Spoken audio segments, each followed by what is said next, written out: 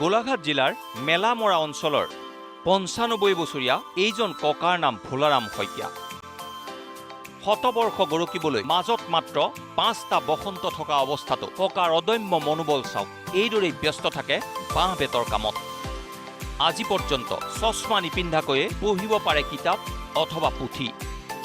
১৯৫৩ চনত এদিন মই ককাইদেউ গঙাধৰ বৰা, টংক শইকীয়া, গাঁওবুঢ়া পদ হাজৰিকা, মেলামৰা প্ৰাইমেৰী বিদ্যালয়ৰ জৰি ১৯৩১ চনতেই জন্ম লাভ কৰা ককাই এই বয়সলৈকে দেখা নাই চিকিৎসালয়ৰ মুখ।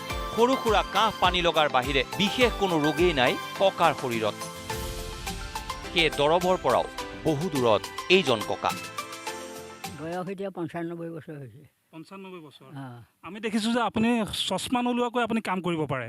এই চকু গণ্ডগোল বৰ নাই, হয়। খালি এই কেতিয়াবা ফেচকুৱে মৰি হৈ পেলাই হেৰি কৰে তেনেকৈ নধৰোঁ, যেনিবা গণ্ডগোল একো নাই। কিন্তু আপুনি দেখিছোঁ যে আপুনি বিভিন্ন সামগ্ৰী চব কামেই কৰোঁ। কি বনায় আপুনি? খৰাহী, পাচি, জুলুকি, ডলা, কোলা, চালনী, যাক যি বস্তু লাগে আৰু তেনেকৈ বনাই দিওঁ। কেনেকুৱা লাগে এইবিলাক কৰি? এইবিলাক কাম কৰি কেনেকুৱা লাগে? এইটো অভ্যাস হৈ গ'ল নহয়, ভাল লাগে এতিয়া কৰি। হয়। আৰু এইবিলাক আপুনি ক'ত বিক্ৰী কৰে? এনে ক'তো বিক্ৰী নকৰোঁ, বজাৰ চজাৰ ঘৰৰ পৰাই নি থাকে মোৰ। হয়। অঁ, পৰিয়ালৰ সকলো লোক ককাক লৈ গৌৰৱান্বিত। সৰুৰে পৰা খেতি কৰি নিজৰ পৰিয়াল চলোৱা ভোলাৰাম ককাই এতিয়া সকলোৰে আদৰ্শ, মৰমৰ, আদৰৰ। ৯৫ বছৰীয়া ককাই শতবৰ্ষ গৰকক, এয়াই সকলোৰে আশা।